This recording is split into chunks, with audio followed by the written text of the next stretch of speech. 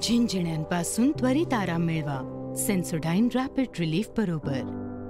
प्रसाद लाड आपल्यासोबत, आपण त्यांच्याशी बोलणार आहोत। देवेंद्र फडणवीस यांचे ब्लू आईड बॉय म्हणून तुम्ही ओळखला जाता, कायम तुम्ही चर्चेत असता, आंदोलन असू द्या। आता देवेंद्र फडणवीसांवरती जर कोणी टीका केली तर त्याला देखील तितकंच चोख पद्धतीने तुम्ही उत्तर देखील देता। कसं वाटतंय तुम्हाला, देवेंद्र फडणवीस पुन्हा एकदा मुख्यमंत्रीपदाची शपथ घेणार आहे? भारतीय जनता पार्टीच्या तमाम या महाराष्ट्रातील कार्यकर्त्यांच्या मनात आणि या जनतेच्या मनात जे होतं ते पुन्हा एकदा झालंय।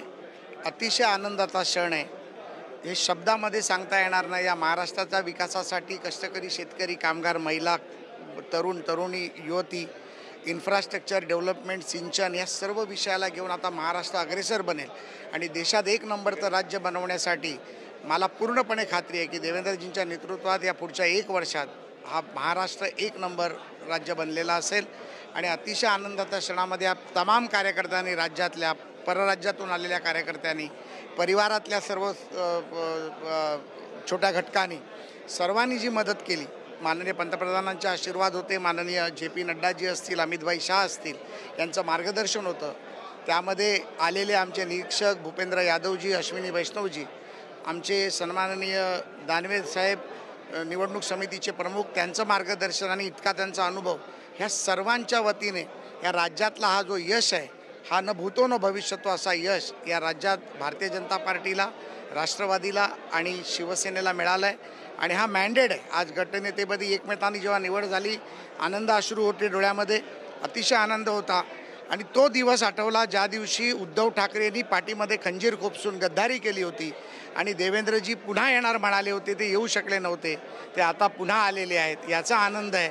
मला वाटतं की मातोश्रीमध्ये कुठेतरी आता दुखवटा साजरा होत असेल। नक्कीच, पण समंदर हूँ लौट कर आऊंगा असं त्यांचं एक वाक्य होतं, त्यांनी पुन्हा एकदा सिद्ध केलं म्हणा। 100% सिद्ध केलं की मैं समुंदर हूँ लौट के आऊँगा। आणि त्यांनी हेही सांगितलं होतं की किनारे पर घर मत बसाना, मैं फिर से लौट के आऊँगा। आणि तेच झालं।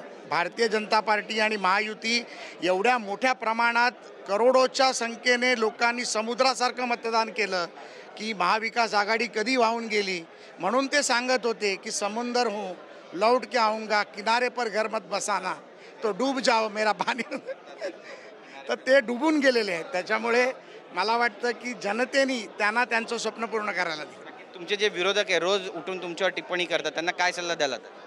कसं, जसं दादानी म्हटलं आत्ता की विरोधक हे अतिशय घाबरलेल्या परिस्थितीत आहेत, विचलित मनस्थितीत आहेत, त्यामुळे त्यांना रोज काहीतरी बोलावं लागतं, रोज काहीतरी बोलले तर त्याची बातमी बनते आणि त्यामुळे ते सातत्याने आरोप करणं, लोकांबद्दल बोलणं हा त्यांचा उद्योग चालू आहे।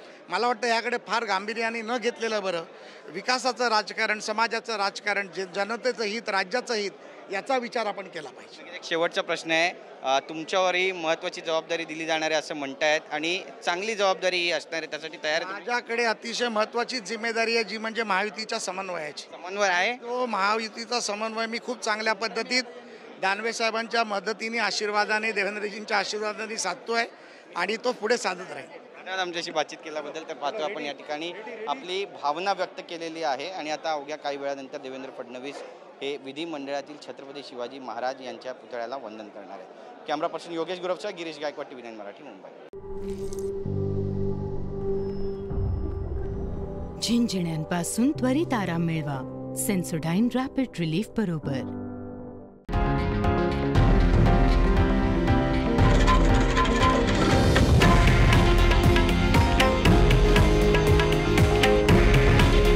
हे आहे देशातील नंबर 1 न्यूज नेटवर्क आणि आपण पाहत आहात TV9 मराठी।